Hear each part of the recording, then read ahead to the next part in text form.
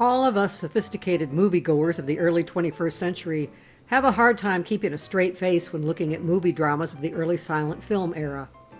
No matter how serious the topic, it's hard to get past what we perceive as highly exaggerated and ultimately corny melodrama. If you know enough about movie history, you understand why they were that way, of course. Silent films grew directly from stage acting, and before microphones and booming speakers, those acting on a stage before a large audience had to belt out their lines with gusto and greatly exaggerate their gestures just in order to be seen and heard at the back of the theater. Most of the early film actors had originally performed in that setting and were used to projecting that way. The camera, of course, was much more intimate and could show close-ups of facial expressions and focus in on hand gestures, but it was hard to break old habits, and besides, with no sound to express emotion, it was still necessary to overdo almost everything so that silent film audiences would get the point of just how sad, how happy, how frightened, or how passionate someone was feeling. It's hard for us to mentally and emotionally put ourselves back in that era when watching such films, and suspend disbelief in the way viewers would have had to at the time. So we may well have had a hard time being persuaded by the acting to accept the premises of the films. But in 1915, film audiences were not jaded by a lifetime of watching sophisticated filmmaking. Most quickly bought into what they saw on the screen, looking past the exaggerated gestures and facial mugging, and just getting into the plot and being dazzled by increasingly elaborate scenery and special effects as the years went by.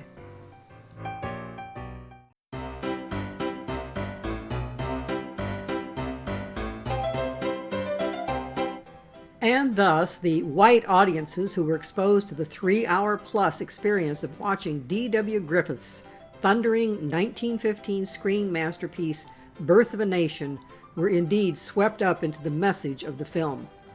The film was based on a 1905 novel titled The Klansman, written by Thomas Dixon, a good friend of President Woodrow Wilson. Wilson and Dixon had been buddies since their college days at Johns Hopkins University in the 1880s. Dixon had been born in North Carolina in 1864, just before the end of the Civil War. Woodrow Wilson had been born in Virginia in 1856 and had grown up in Georgia and South Carolina. Wilson's father, a minister, slave owner, and defender of slavery, was at one point a chaplain to the Confederate Army.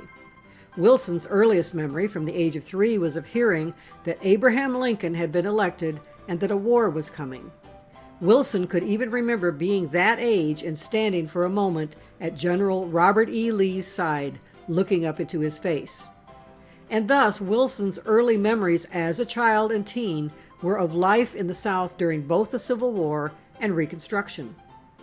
Dixon had no memory of pre-Civil War and Civil War times, but grew up during Reconstruction. Although by 1905, Dixon had accepted that eliminating actual slavery in the U.S. was a good thing, he still clung to his roots in his estimation of the potential of African Americans. No amount of education of any kind, industrial, classical, or religious, can make a Negro a white man, or bridge the chasm of centuries which separate him from the white man in the evolution of human nature. And he made it clear in describing his Klansman novel what he thought the destiny of interracial relations in America were to be. My object is to teach the North, the young North, what it has never known, the awful suffering of the white man during the dreadful Reconstruction period. I believe that Almighty God anointed the white men of the South by their suffering during that time to demonstrate to the world that the white man must and shall be supreme. The novel vividly described the standard Southern view of Reconstruction, including the founding of the Ku Klux Klan. How was this supposedly God-given superiority conveyed in the book?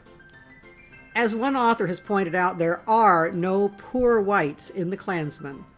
In Dixon's work, all whites display the attributes of power, not only wealth and education, formal or informal, but also height, slenderness, and refinement.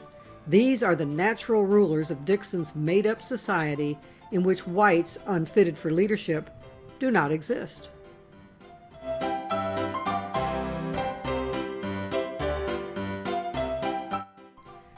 As you might guess by the title, the book was about the Ku Klux Klan, the first KKK.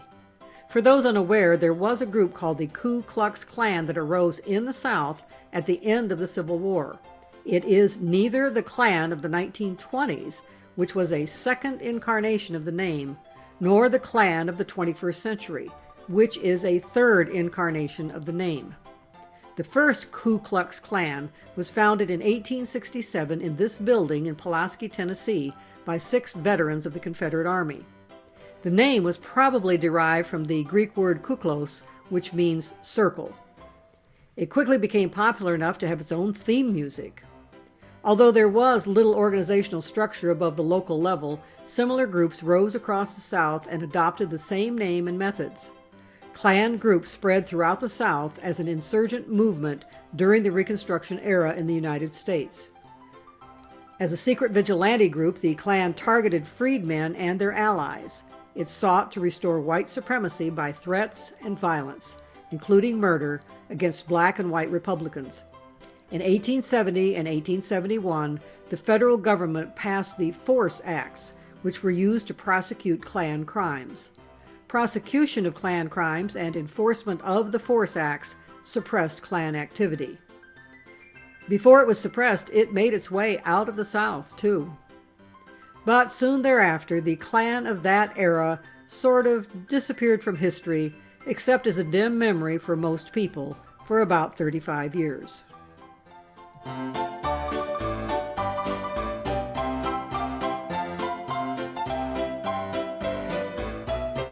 Then in 1905, Dixon resurrected the glorious memory of the 19th century Klan in his novel The Klansman, which was subtitled An Historical Romance of the Ku Klux Klan. Immediately after publication, Dixon turned it into a stage play, and both book and play, but particularly the play, took much of the nation by storm, including productions clear out in Los Angeles. The book and play were presented as fiction, but historical fiction, in that much of it was based on Dixon's own childhood memories of Reconstruction. His father and his uncle both joined the Ku Klux Klan early in its history, thinking they could be part of bringing order to the tumultuous times. But after witnessing the corruption and scandal involved in the Klan, they both eventually dissolved their affiliation with the group and attempted to disband it within their region. But in spite of this later outcome in his own family, Dixon never seemed to let go of his admiration for the Klan and built a grand and glorious mythology around it in his writing. There was no doubt terrible injustices committed by individuals and groups of both the North and the South during the period of Reconstruction. But you'd never know that from a reading of The Klansman. There is no hint in the book and play that the Klan was ever anything but an entirely noble savior of the white man and woman of the South.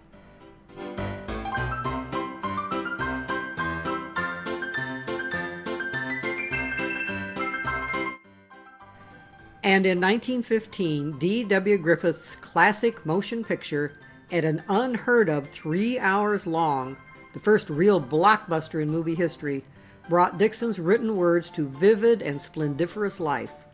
It pioneered such camera techniques as the use of panoramic long shots, night photography, panning camera shots, and a carefully staged battle sequence with hundreds of extras made to look like thousands. The movie, like the book, glorified the Ku Klux Klan. At the same time, it depicted virtually all African American men, mostly played by white actors in blackface, as ignorant, uncouth, uncivilized rabble at best, as seen in the scene supposedly portraying Reconstruction Negro legislators shown in session, eating fried chicken, drinking booze, propping bare feet on desks. And at worst, African American men were portrayed as inevitably lusting after taking white women for wives. In the film, a freedman named Gus, a captain in the Union Army, declares to the delicate Southern belle Flora that he wishes to marry her. Terrified at the thought, she runs from him. He pursues her through a forest to the edge of a cliff and, panicked as he continues to approach, jumps to her death from a cliff. In the film, of course, the Klan avenges her honor by hunting down, capturing, and lynching Gus. The first half of the film depicted the Civil War clear up to the assassination of Lincoln. It was portrayed so dramatically and heroically, and to a certain extent appeared so authentic and historically accurate, that it set the audience up to accept the second half as also being historical, rather than a melodramatic, highly fictionalized account of Reconstruction designed to glorify the Klan and vilify the freedmen.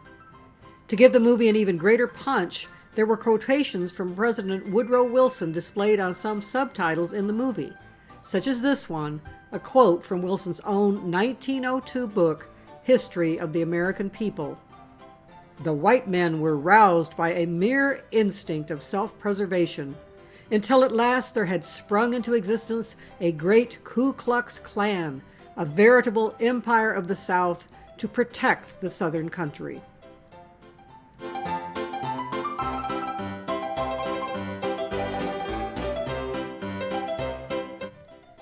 When the film was released, it shattered both box office and film-length records, and it soon swept the nation, from Baltimore, Maryland, to New York City, to Appleton, Wisconsin, to Wichita, Kansas, to Boise, Idaho, to Seattle, Washington, and all points in between. Yes, white audiences everywhere ate it up, including a 35-year-old man in Atlanta named William Joseph Simmons.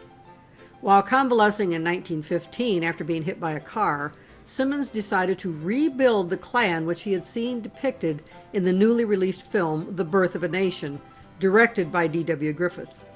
He obtained a copy of the Reconstruction Klan's prescript and used it to write his own prospectus for a reincarnation of the organization. As the nucleus of his revived Klan, Simmons organized a group of friends, in addition to 2 elderly men who had been members of the original Klan.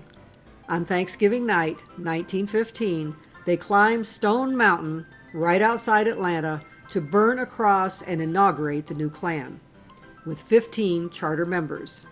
As the local Atlanta newspaper commented, "The new secret organization is founded with a view to taking an active part in the betterment of mankind, according to the statement of its members, who are known as Klansmen. The rites incident to the founding of the order were most interesting, and the occasion will be remembered long by the participants." That same year, the United Daughters of the Confederacy began negotiations to develop a huge Confederate memorial carving on the side of Stone Mountain. The first sculptor to work on it was Gustav Borglum, who later created the carvings on Mount Rushmore. Borglum was affiliated with the KKK, and much of the financing of the monument was provided by the KKK. Borglum was replaced on the project in 1925, and it took several more sculptors and almost 50 years to complete the memorial. Finished in 1972, it is 158 feet wide and 76 feet tall, depicting Jefferson Davis, Robert E. Lee, and Stonewall Jackson mounted on horses. Here's Stone Mountain as it appears now, as part of a tourist destination park.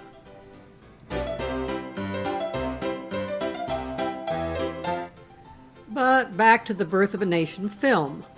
The impact of the content of the movie quickly spawned and/or justified racial prejudice all across America, not just in the South. It was so effective at this that the young NAACP, founded in 1909, and other black groups vehemently protested the showing of the film. Protests continued for months, but ultimately the country embraced Birth of a Nation, helped along by the enthusiasm of the media at the time, the newspapers of America. The Birth of a Nation will thrill you, startle you, make you hold on to your seats. It will make you laugh. It will make you cry. It will make you angry. It will make you glad. It will make you hate. It will make you love, wrote the New York Evening Journal. I never had the slightest conception of what could be done with the moving picture as an art until I saw The Birth of a Nation, gushed famous syndicated columnist Dorothy Dix. Not every commentator agreed. An author for the New York Globe wrote under the headline, "Capitalizing Race Hatred." To make a few dirty dollars, men are willing to pander to depraved tastes and to foment a race antipathy that is the most sinister and dangerous feature of American life. But the Globe writer was in the minority. In most cases, the efforts of blacks and sympathetic whites were spurned, and the movie broke box office records for years. In fact, as late as 1931, long after talkies had replaced silent films, revivals of Birth of a Nation still sprang up in some parts of the nation, often used as a recruiting film for the resurrected Klan. Here's a poster for the film from 1931, when a musical and sound effects soundtrack was added to it. And here's a revival showing in 1947 in Los Angeles. Blacks were still opposing its screening as being likely to stir up racist persecution, which it always did among some of the U.S. population. So, other than the fact that the newly founded KKK in 1915 was indeed anti-communist, what does all this about the Birth of a Nation movie have to do with our examination of the Red Scare of 1919? Just this.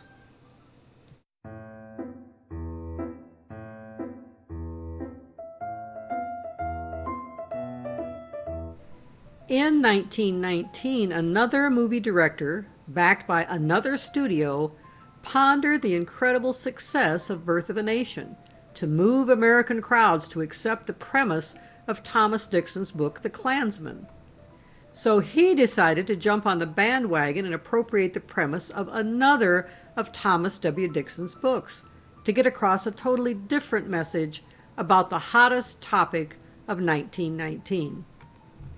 Bolshevism on Trial was based on Dixon's 1909 novel, Comrades, a story of social adventure in California. The film was promoted as being just what the nation ordered to resist the rampant Bolshevism allegedly abroad in the land. And reviews agreed. The film's advertising called it the timeliest picture ever filmed, and reviews were good.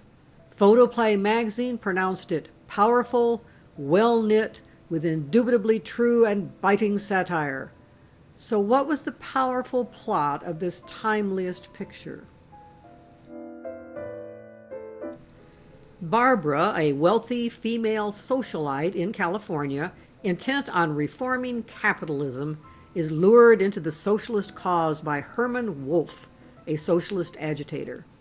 Her concerned boyfriend Norman hears her lecture on the virtues of international socialism and is converted to her views. Prompted by Herman, she raises money among her wealthy friends to buy a place called Paradise Island off the Florida coast to establish a collective colony, a society they are assured by Herman will be full of happiness and plenty. Norman tries to borrow money from his father for the project, but his dad refuses and is rebuffed. His father expects Norman will benefit from the experience. As the dad puts it, he'll get his island and a lesson along with it. Here are the experimental socialists arriving on Paradise Island. The scenes were shot on location in Palm Beach, Florida, on the palatial grounds of the mammoth Royal Poinciana Hotel.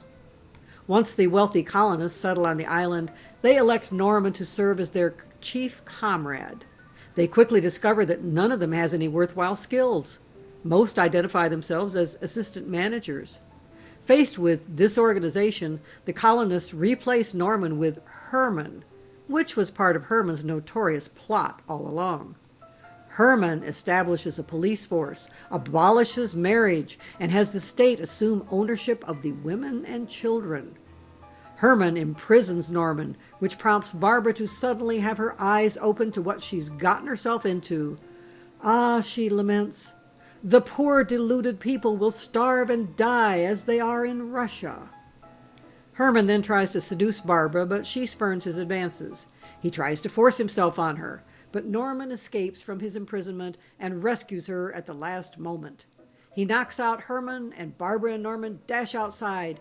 just in time to see Norman's father arriving at the head of a Navy fleet to save the day. Norman lowers the red flag and raises the American flag to the cheers of the rescued, wealthy, would-be socialists.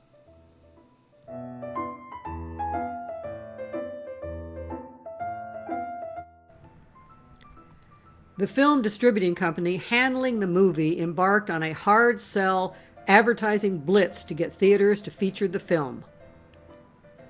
Of all the specials ever offered to the nation's exhibitors, this is the most timely, as it reaches the theaters at a moment when the fate of the entire world seems to hang upon the progress or the downfall of Bolshevism. In this great photo drama is shown what might happen to an American community if it should be dominated by a Bolshevistic leader. It is a story which enthralls and fascinates from start to finish. Bolshevism on trial is not propaganda, is not a preachment, is not made to order, is not inspired or projected by any person or group of persons as a molder of public opinion. It is a photodrama only, but a photodrama whose theme and central interest happens to be the most interesting topic of the civilized world today. It is entertainment of the sort which grips and thrills, which amuses and terrifies, and which never fails at any moment to entertain. Exhibitors, demands to see this great picture are pouring into every select exchange. Demands from labor organizations, demands from employers of labor, demands from every walk of life, demands from every field of endeavor. Entire organizations are buying tickets in blocks for their local theaters showing this photoplay. Eagerly, others are awaiting its appearance. Are you booked? Prints are now in the hands of every select exchange. Immediate play dates are available. Action and quick action is your cue.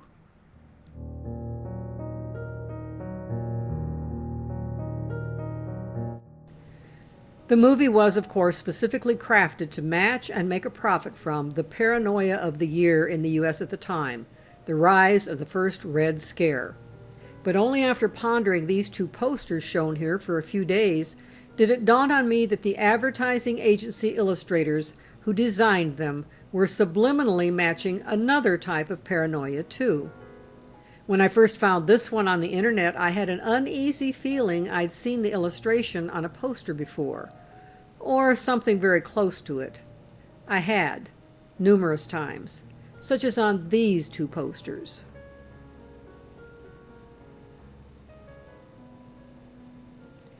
These are Nazi propaganda posters from the 1930s and 40s. They aren't aimed at communists, even though Nazis were indeed opposed to communism. Yes, they are portraying sinister, ominous caricatures of Jews. The one thing that is different is that on the Bolshevism poster, the man has that strange, stringy hair hanging down in front of his ears. You may have wondered how that fits in a Jewish caricature, as Nazi posters never portrayed such a look when caricaturing Jews. I think I have the answer. The Nazis were almost always depicting Jewish businessmen. In fact, Jewish businessmen who were likely intended to represent secular Jews rather than devoutly religious Orthodox Jews. How do I know that? Have a look at this sketch from 1913. This is an Orthodox rabbi from that time period, and as you'll note, he has long hair hanging down in front of each ear. This is referred to as payat in Yiddish or sidelocks in English. This style is based on a passage in the book of Leviticus in the Bible. It is a command that says, "You shall not round off the payat of your head." The word payat was taken to mean the hair in front of the ears extending to beneath the cheekbone on a level with the nose. Rabbinical authorities decided that meant men shouldn't cut that part of the hair on their head.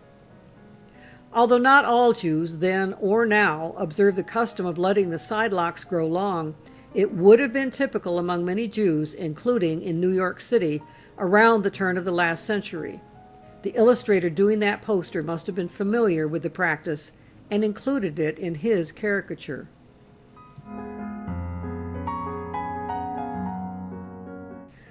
But there is no question about the other stereotyping factors he built into his drawings to indicate to those in the know that this was a picture of a Jew, particularly the large bending nose, the protruding lower lip, and the large distinctive ears. I don't know how long those features had been typically used by bigoted non-Jews in caricatures depicting Jewish men, but they were obviously well set in place by Nazi times, as you can see from this German children's propaganda storybook from the Nazi era titled in English, The Poisonous Mushroom. It starts out with a picture of a mother and child looking for mushrooms in the forest. The boy finds some poisonous ones. The mother explains that there are good mushrooms and poisonous ones, and as they go home says, "Look, Franz, human beings in this world are like the mushrooms in the forest. There are good mushrooms and there are good people. There are poisonous, bad mushrooms, and there are bad people. And we have to be on our guard against bad people, just as we have to be on guard against poisonous mushrooms. Do you understand that?" "Yes, Mother," Franz replies. "I understand that in dealing with bad people, trouble may arise, just as when one eats a poisonous mushroom. One may even die." "And do you know, too, who these bad men are, these poisonous mushrooms of mankind?" the mother continued. Franz slaps his chest in pride. "Of course I know, Mother. They are the Jews. Our teacher has often told us about them." The mother praises her boy for his intelligence and goes on to explain the different kinds of poisonous Jews: the Jewish peddler, the Jewish cattle dealer, the kosher butcher, the Jewish doctor, and so on. However they disguise themselves, or however friendly they try to be, affirming 1,000 times their good intentions to us, one must not believe them. Jews they are, and Jews they remain. For our people, they are poison. "Like the poisonous mushroom," says Franz. "Yes, my child, just as a single poisonous mushroom can kill a whole family, so a solitary Jew can destroy a whole village, a whole city, even an entire nation of people."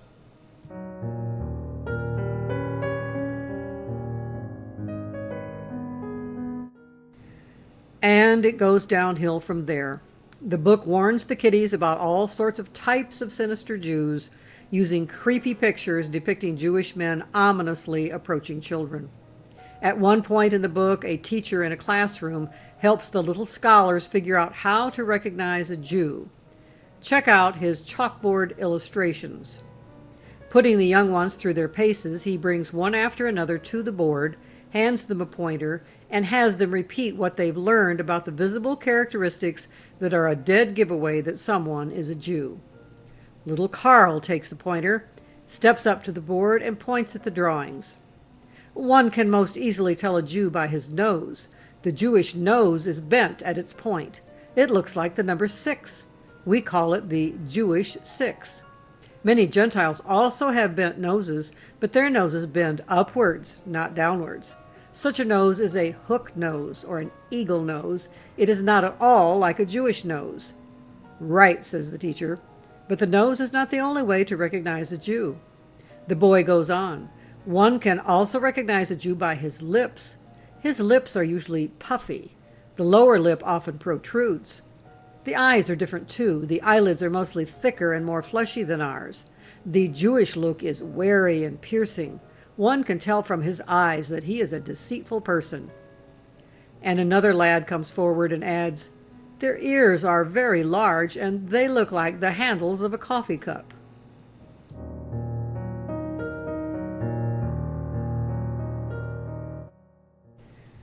It is as if the illustrator of the Bolshevism movie poster had this little manual in front of him as he sketched his illustration. Large bent nose, check. Puffy lips with lower lip protruding, check. Large ears like coffee cup handles, check. Menacing eyes, check. He just added his own little flourish of Jewish sidelocks. And of course, those claw-like fingernails. Those were likely added to make a connection with the typical conception of Satan the devil. Well, how about that other Bolshevism on trial poster? Turns out that it also depicts a Jew. And doesn't depict just a Jew, it portrays a specific Jew. Have a look at these two posters. Note the standard anti-Jewish characterizing of the nose, lips, and ears in both posters. But beyond that, there are characteristics both are adding, including the granny glasses and the poofy hair. That's because these two posters are both depicting the same man. I'm quite sure that the movie poster on the left was at least inspired by the poster on the right. The poster on the right was also from 1919, but from Russia itself, created during the civil war that raged in Russia after the Bolsheviks took over control of the country in 1917, ousting the Tsarist regime and the old aristocracy.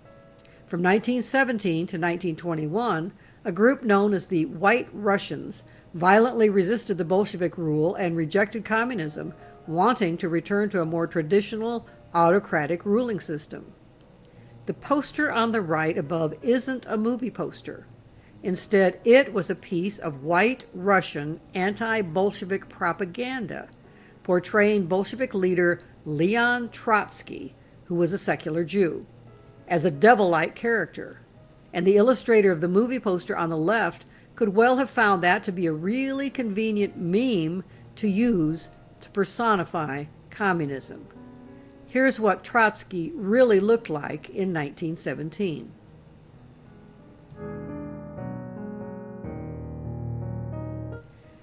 And here is an interesting touch.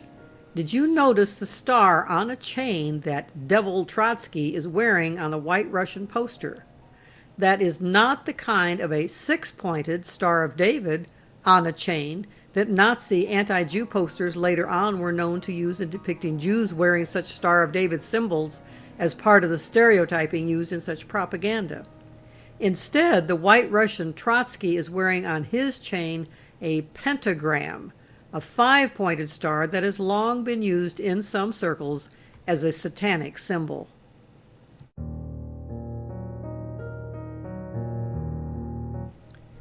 The huge piles of skulls below him on the poster symbolize the White Russian accusations that the Bolsheviks indulged in huge, indiscriminate mass murders. Note the small characters in blue and gold uniforms working among the bones. Look close and you will see that they are obviously intended to portray Chinese men with slanted eyes and pigtails. What on earth was that all about? Most history books seem to make little or no mention of the fact that before the First World War, huge numbers of Chinese had immigrated to Russia, many of them ending up in Russian factories. At the time of the Communist Revolution in 1917, many of these Chinese sided with the urban proletariat with whom they worked, and thus many ended up fighting with the Bolsheviks in the Russian Civil War. One estimate suggests that there were hundreds of thousands of Chinese troops in the Red Army. The Bolsheviks found special value in the use of Chinese troops who were considered to be industrious and efficient. And in addition, they were seldom able to understand Russian, which kept them insulated from outside influences.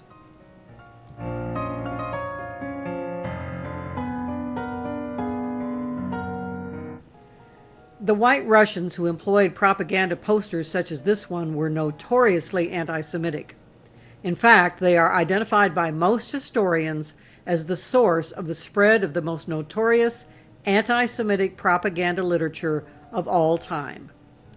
A document called the Protocols of the Elders of Zion. The word protocol in this instance refers to written record of a meeting. The Protocols of the Elders of Zion, or the Protocols of the Meetings of the Learned Elders of Zion, is an anti-Semitic fabricated text claiming to describe a Jewish plan for global domination.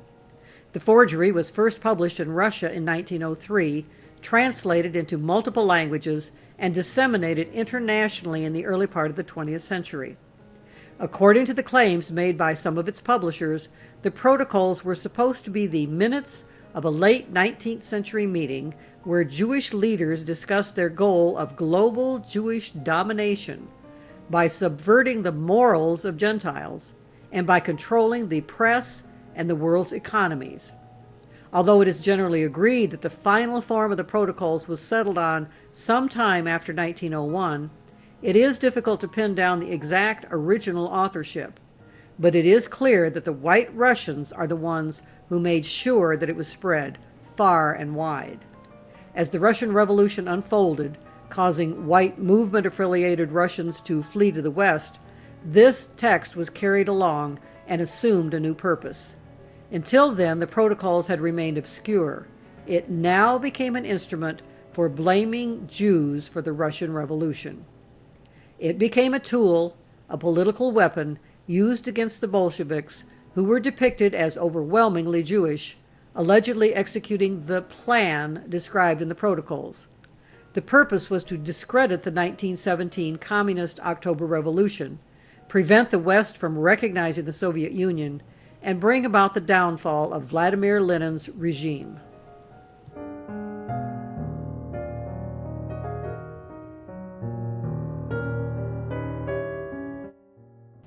The Protocols document was first published in English in the U.S. in 1920 and picked up immediately by automobile magnate Henry Ford, who was devoutly anti-Jewish. Henry funded printing of 500,000 copies that were distributed throughout the U.S. in the 1920s. The document was exposed extensively and conclusively as a complete fraud by a series of articles in the Times of London newspaper in 1921. But that didn't stop Henry, nor did it stop the Nazis, who sometimes used the protocols as propaganda against Jews. It was assigned by some German teachers, as if it were factual, to be read by German school children after the Nazis came to power in 1933. The Protocols document is still widely available today in numerous languages, in print and on the internet, and continues to be presented by some proponents as a genuine document. Shown here are just some of the editions for sale on Amazon.com right now. So there you have it. The posters for the Bolshevism on Trial movie were in essence subliminally suggesting that the communist movement was really part of a greater Jewish movement to conquer the world.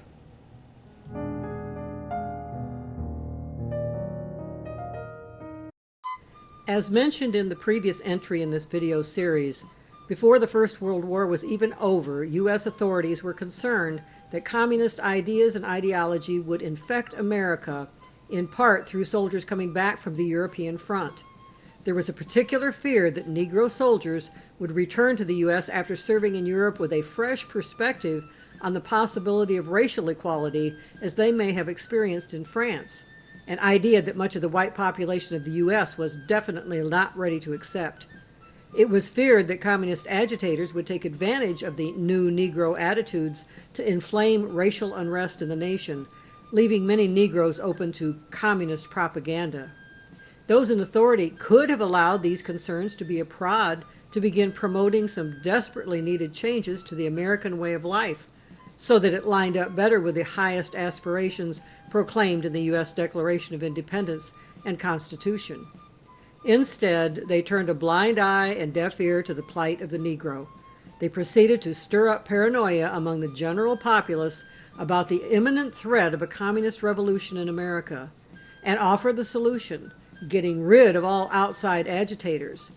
They evidently believed that success with these tactics would somehow result in returning all those Negro soldiers to their subservient pre-war response to abuse, neglect, and injustice. And those same tactics would stop all the naughty, rebellious laborers from complaining about miserable wages and working conditions and just be satisfied with their lot in life.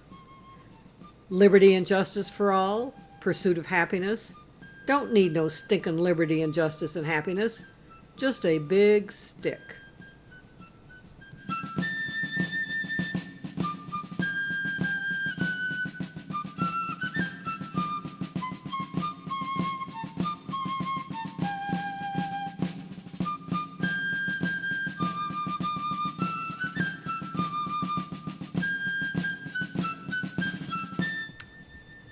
That big stick was wielded by a man named A. Mitchell Palmer. The intense national media attention focused on labor unrest and racial animosities in the U.S. in 1919, and speculation on their connection to radical elements, gave this man all the raw materials he needed to manufacture a custom-made ogre to present to the nation as the source of all unrest. Palmer was U.S. Attorney General, appointed by Woodrow Wilson to fill a vacancy in his cabinet in March 1919. Almost immediately after his appointment, Palmer became one of the targets of a cluster of bombings traced to a group of Italian anarchists who were dubbed Galleanists, because they were followers of a man named Luigi Galleani. Galleani was founder and editor of an anarchist newsletter that he published in Vermont. He also published a booklet that provided a chemical formula for making nitroglycerin and instructed readers in the making and use of explosive weapons to further the anarchist cause. Letter bombs had been mailed by Galleanists in the late April 2019 to about 30 targeted individuals, including prominent government officials and businessmen, as well as law enforcement officials. No one was killed, but a senator's housekeeper's hands were blown off when she unwittingly handled one of the bombs. On June 2, 1919, a second wave of bombings occurred, when several much larger package bombs were detonated by Galleanists in 8 American cities, including one that damaged the home of Attorney General Palmer in Washington, D.C. Flyers declaring war on capitalists in the name of anarchist principles accompanied each bomb. The bomb, intended for Attorney General Palmer's house, prematurely exploded and killed the anarchist who had planted it before he could get away. That man was later identified as a close associate of Galleani. Palmer and family escaped serious injury, but the house was almost demolished.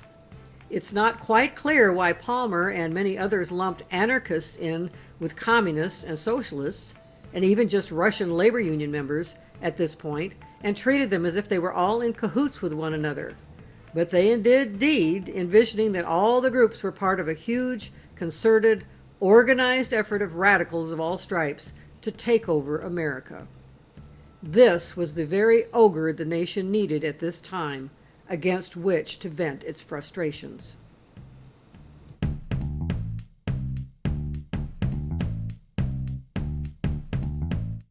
In June 1919, Palmer told the House Appropriations Committee that he had evidence that radicals had plans and had set a specific date on which they would, as he put it, quote, rise up and destroy the government at one fell swoop. Palmer's officials conducted a raid in July 1919 against an anarchist group in Buffalo, New York. That effort didn't accomplish anything. A federal judge tossed out Palmer's case. He found that the 3 arrested radicals proposed transforming the government by using their free speech rights and not by violence. On August 1, 1919, Palmer named 24-year-old J. Edgar Hoover to head a new division of the Justice Department's Bureau of Investigation, and gave him the responsibility for leading the investigating of radicals. Those investigations led shortly to the first of what were later dubbed by historians the Palmer Raids. November 7, 1919, the Bureau of Investigation executed a series of well-publicized and violent raids against the Union of Russian Workers in 12 cities. Newspaper accounts reported some were badly beaten during the arrests. Many later swore they were threatened and beaten during questioning. Again, it is not clear why the raids were not targeted against Galleanists, since they were the ones who had committed the notorious bombings earlier that year. But I suppose it was because the Russians were a much larger target and thus easier with which to make headlines. Government agents cast a wide net which ended up dragging in some American citizens, including even teachers conducting night school classes in space shared with the targeted radical group. Of 650 arrested in New York City, the government managed to deport only 43. But that was just the beginning. Hoover persuaded the Department of Labor to allow arrests in which those arrested weren't informed of the right to an attorney. Secretary of Labor William B. Wilson insisted that more than membership in an organization was required for a warrant, but Hoover managed to get around that restriction. More raids in 23 states began on January 2, 1920, and lasted for 6 weeks, with arrests of 3,000 or so suspects. Many arrests and seizures were done without search warrants, and Hoover later admitted that there had been clear cases of brutality. The Department of Justice at one point claimed to have taken possession of several bombs during these raids, but after a few iron balls were displayed to the press, they were never mentioned again. All the raids clear across the land netted a total of just 4 ordinary pistols. Not everyone viewed all this frantic hoopla as positive news. Most press coverage approved of the raids, but one attorney raised the first noteworthy protest. Francis Kane, the U.S. Attorney for the Eastern District of Pennsylvania, resigned in protest. In his letter of resignation to the President and the Attorney General, he wrote, quote, "It seems to me that the policy of raids against large numbers of individuals is generally unwise and very apt to result in injustice. People not really guilty are likely to be arrested and railroaded through their hearings. We appear to be attempting to repress a political party. By such methods, we drive underground and make dangerous what was not dangerous before." And as the legal questions mounted, other cooler heads prevailed. Eventually, a new Secretary of Labor canceled more than 2,000 warrants as being illegal. Of the 10,000 arrested, only 3,500 were held by authorities in detention, and only 556 resident aliens were deported under the Immigration Act of 1918. Secretary of the Navy Josephus Daniels commented later that Palmer, quote, "was seeing red behind every bush and every demand for an increase in wages."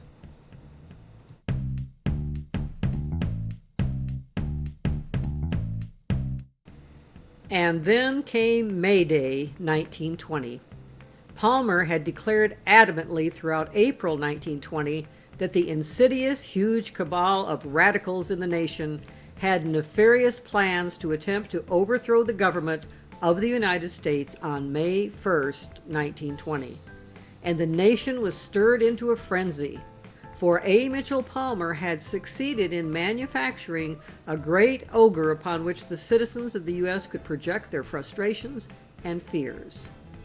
Just like the angry pitchfork and torches people of the Frankenstein movie, coming against Dr. Frankenstein's ogre-like monster. So April 30th came and the nation held its breath. And then the nation collectively let that breath back out on May 2nd, because there was no revolution in the U.S. on May 1st. It was as if a huge monster ended up being just a big, flabby, leaking bag of hot air. This article from January 1921 quotes a Chicago University Law School professor who was presenting a statement to the Senate Judiciary Committee about the Palmer raids of 1920. As he put it, "The danger from anarchistic doctrines seems remote and almost visionary. The danger from undue growth of administrative power is much more real."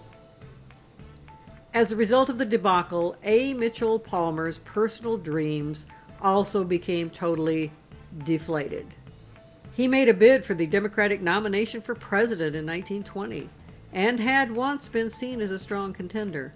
But after all the bad press and the aftermath of the failure of his May Day prophecy, he lost his bid for political fame.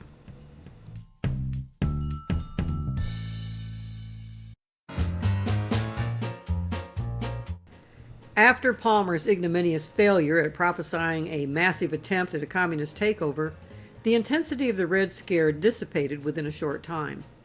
And although concern about communist influence in America remained quietly simmering under the surface in some quarters, the topic was definitely on the back burner for most of the nation during the next whole decade of the 1920s.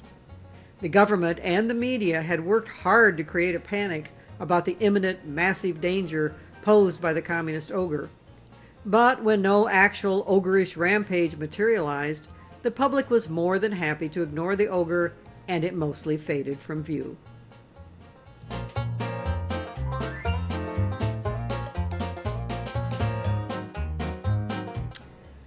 For instead of the U.S. population becoming captives of a totalitarian dictatorship, like that which did develop eventually in Russia under Stalin, and living bleak lives, the 1920s blossomed into something exactly the opposite in America.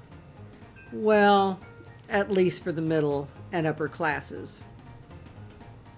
For many Americans, the 1920s was a decade of poverty. More than 60% of Americans lived just below the poverty line. Generally, groups such as farmers, Black Americans, immigrants, and the older industries did not enjoy the prosperity of the Roaring Twenties. This is not to say that race riots and lynchings didn't continue throughout the 1920s. They certainly did, fed often by the influence of the resurrected Ku Klux Klan. The Klan went from 15 people who gathered to greet its incarnation on Stone Mountain in Georgia in 1915 to a nationwide powerful movement just 10 years later. By 1925, it was flexing its muscles in public for all to see in major demonstrations such as this 1925 one, with 25,000 Klansmen marching right down Pennsylvania Avenue in Washington, D.C., framing the Capitol building in the distance. And it's not to say that confrontations between business and labor didn't continue also. They did, particularly in the earliest part of the decade. Wages in many industries continue to be chronically abysmally low. Working conditions continue to be miserable at best and limb and life-threatening at worst in many industries. So workers continue to attempt to improve their lot through cooperative strike efforts, such as this one. The Battle of Blair Mountain was the largest labor uprising in United States history, and one of the largest, best organized, and most well-armed uprisings since the American Civil War.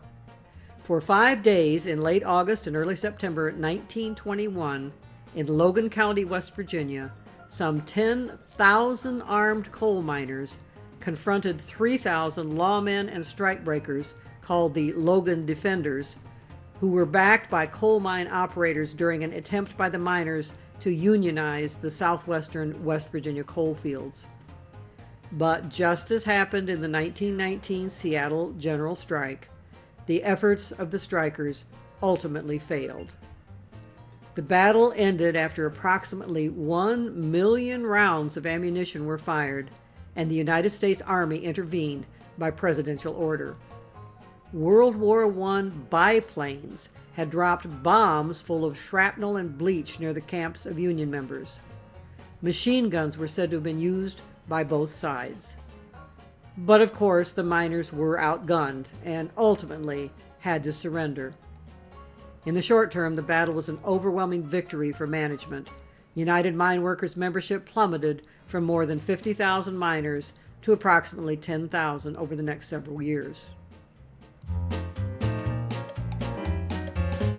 With the state and U.S. governments more than willing to step in on the side of business almost without fail, including with force of arms and with laws against picketing and such, none of the efforts of labor unions to use strikes to get higher wages and better working conditions in the 1920s got very far, which made the middle and upper classes very happy, thinking no doubt that common sense was finally prevailing. And although a bit of agitation by homegrown communist organizations could often be found to be part of labor unrest, this communist influence changed nothing about the outcome of the strikes. Certainly not anywhere near being a threat of a Russian Revolution type of situation.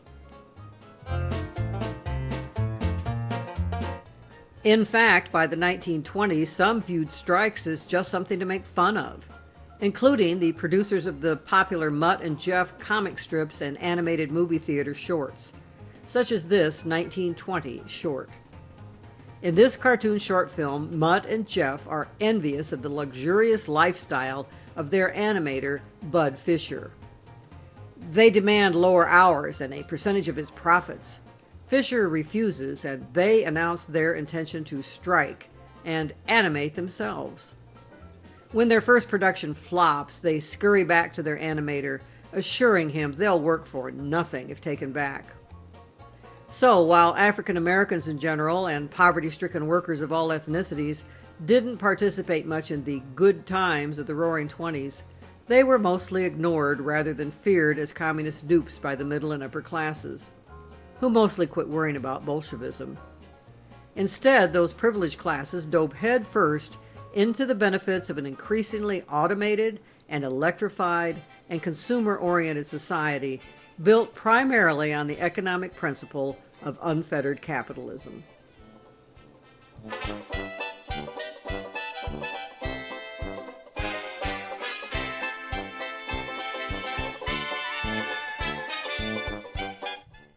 The 1920s were an age of dramatic social and political change. For the first time, more Americans lived in cities than on farms. The nation's total wealth more than doubled between 1920 and 1929, and this economic growth swept many Americans into an affluent but unfamiliar consumer society. People from coast to coast bought the same goods thanks to nationwide advertising and the spread of chain stores, listened to the same music, did the same dances, and even used the same slang. Yes, how could you find time to worry about communists when you were busy buying?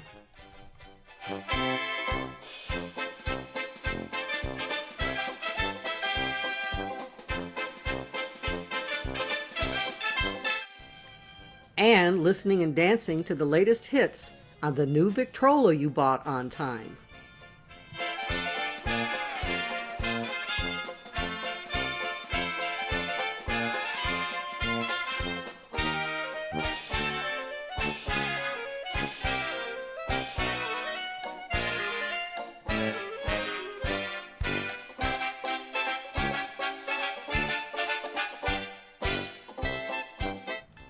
Including that 1923 hit, The Charleston. And as if all that dance music you could play on the Victrola wasn't enough to keep the ogre far away from your thoughts, along came the amazing new radio. The first commercial radio station in the U.S., Pittsburgh's KDKA, hit the airwaves in 1920. 3 years later, there were more than 500 stations in the nation. By the end of the 1920s, there were radios in more than 12 million households in cities, towns, and across the farmlands of America. One of the most powerful uses of radio to draw an audience from very early on was in on-the-spot news and sports broadcasting, including the amazing career of Babe Ruth. It was one thing for baseball fans in New York and nearby areas to be able to travel to New York City to see the Babe play, and for others across the nation to see newspaper reports of his feats. But starting with the first radio broadcast of a World Series in 1921, hearing the roar of the crowd, the breathless play-by-play of announcers describing Ruth's latest home run, and even hear from the great slugger himself, baseball obsession in America grew exponentially, providing perhaps the ultimate distraction from Red Scare worries.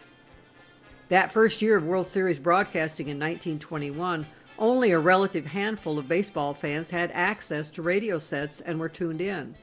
But astonishingly, just 1 year later, 5 million listeners were tuned in, including this crowd gathered around a car with a loudspeaker that was broadcasting the game.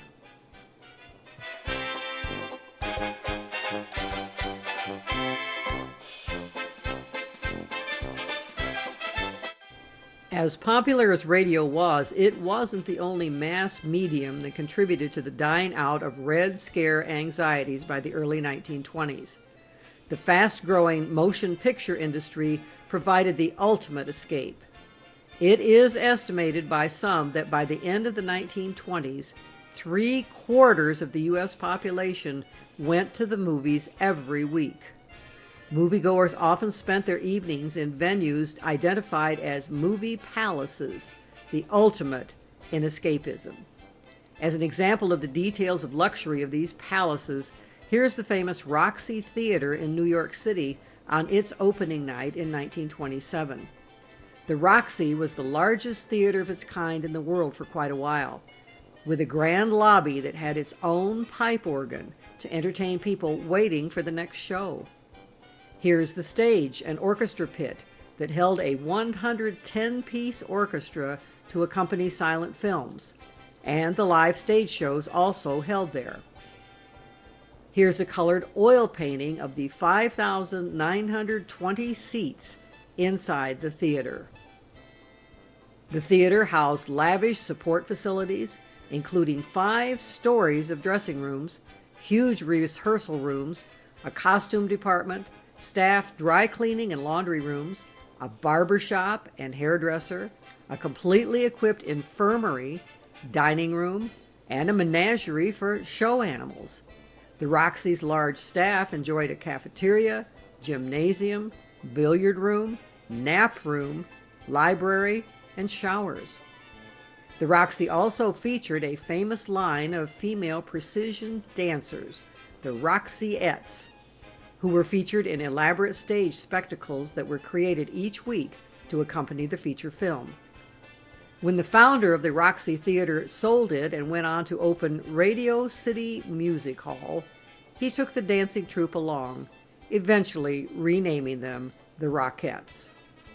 If a night out at the lavish Roxy Theater in the 1920s didn't take your mind off of any lingering anxiety about Reds, I can't imagine what would have.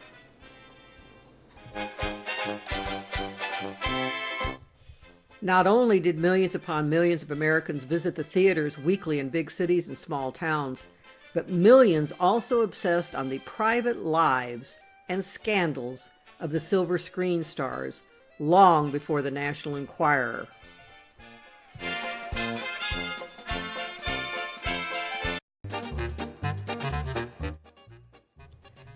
Oh, and if folks in the 1920s still needed an ogre to replace the communist conspiracy, there was a new ogre on the scene that came in with the imposition of the new Prohibition Amendment to the Constitution in 1919.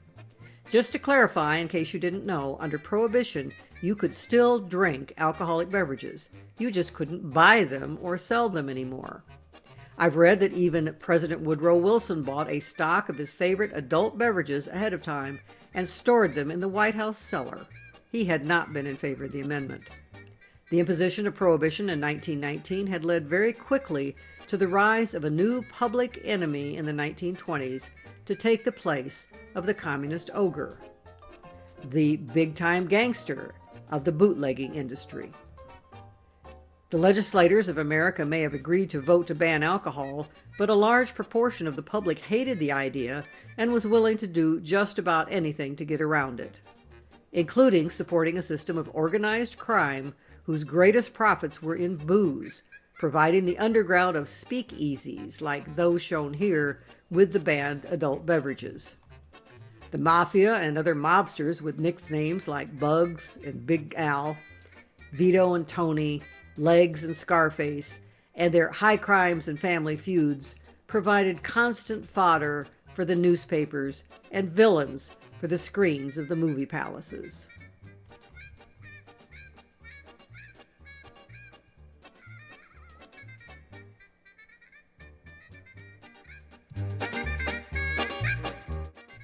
Another distraction from the old worries about the Reds was the growing passion of the middle and upper class populace, fed by the burgeoning advertising industry to accumulate new stuff. The push by producers and their ad companies to get everyone to buy on time, buy now, pay later, led to an explosion of purchases of consumer goods like vacuums and electric irons and record players and automobiles. All of this cornucopia of goodies could be attributed to the beneficence of the system of unfettered capitalism. The big corporations of America were aiming at building an ever-expanding, never-ending utopian economy. By the mid-1920s, they were sure that they were on a trajectory that was destined to make America the greatest, most prosperous civilization in history. Yes, there was no reason anymore for the average American citizen to waste time and emotions on worrying about Bolsheviks. The government wasn't taking property away from anyone. In fact, more people than ever could buy land on time, and many did so, with the expectation of buying and selling enough plots to get rich quickly, especially in the burgeoning land market in California and Florida. You could even buy stocks on time, buying on margin it's called, And lots of folks got rich quick that way, as the stock market climbed higher and higher. For a while.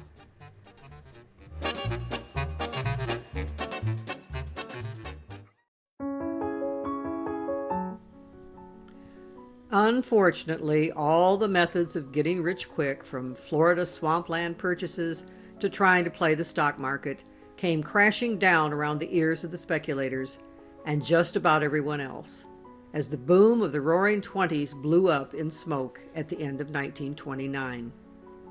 Many Americans practically overnight lost almost everything that had made them part of the great conspicuous consumer generation. Their bank accounts, their stocks, their California or Florida real estate, their automobiles, even the household gadgets like vacuums that they'd bought on time and hadn't paid off yet. The never-ending, bountiful cornucopia provided by the genie of unfettered capitalism suddenly ran dry. And as it did, the concern about communism moved off the back burner and began more than simmering again in the United States.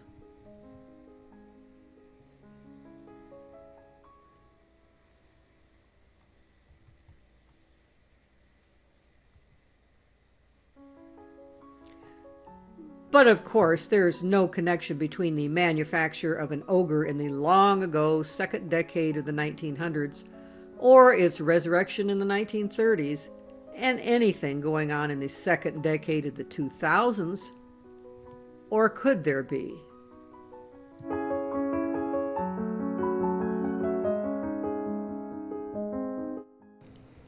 Consider this news story from October 15th, 2016.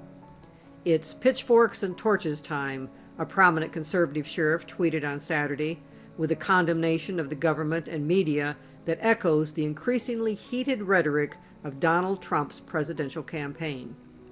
David A. Clark, the elected sheriff of Milwaukee County, is a leading Trump supporter who has previously called Black Lives Matter activists the enemy. Here was Clark's tweet. "It's incredible that our institutions of government, White House, Congress, Department of Justice, and big media are corrupt, and all we do is bitch. Pitchforks and torches time." Clark paired what appeared to be an accusation of the corruption in most of United States government with this photoshopped image of a crowd of people carrying burning sticks and pitchforks, just like the crowds in the Frankenstein movies. Clark's comments come at a time of growing anxiety over Trump's repeated claims, without evidence, that the presidential election is rigged against him. At least one Trump supporter at a rally in Cincinnati on Friday was quoted by the Boston Globe as saying that if Clinton is elected, "I hope we can start a coup. We're going to have a revolution and take them out of office if that's what it takes," the supporter said. At a rally for Republican vice presidential candidate Mike Pence on Thursday, a woman from the audience told the candidate that she, too, would rather take action than allow a Democrat to win. "I don't want this to happen, but I will tell you for me personally, if Hillary Clinton gets in," she warned, "I'm ready for a revolution because we can't have her in." Yes, the Ogre manufacturing business is still alive and well into the 21st century. Although A. Mitchell Palmer's efforts were cut short back in the early 1920s, the spirit of A. Mitchell lived on. Just as Doc Frankenstein brought back to life a dead body, an ogre named communism has been resurrected over and over in the intervening decades to meet the needs of various eras. And that includes our own era of a century later. Of course, it's not Russian communism anymore that plays the ogreific role. Russian communism is out of style even in Russia these days. So just what is the nature of the communism label that some, such as South Carolina Senator Lindsey Graham, have resurrected as a tool to distress and distract Donald Trump's supporters, particularly the Christian evangelicals in his base? We'll examine more of the details leading up to this latter-day communism in the next entry in this series.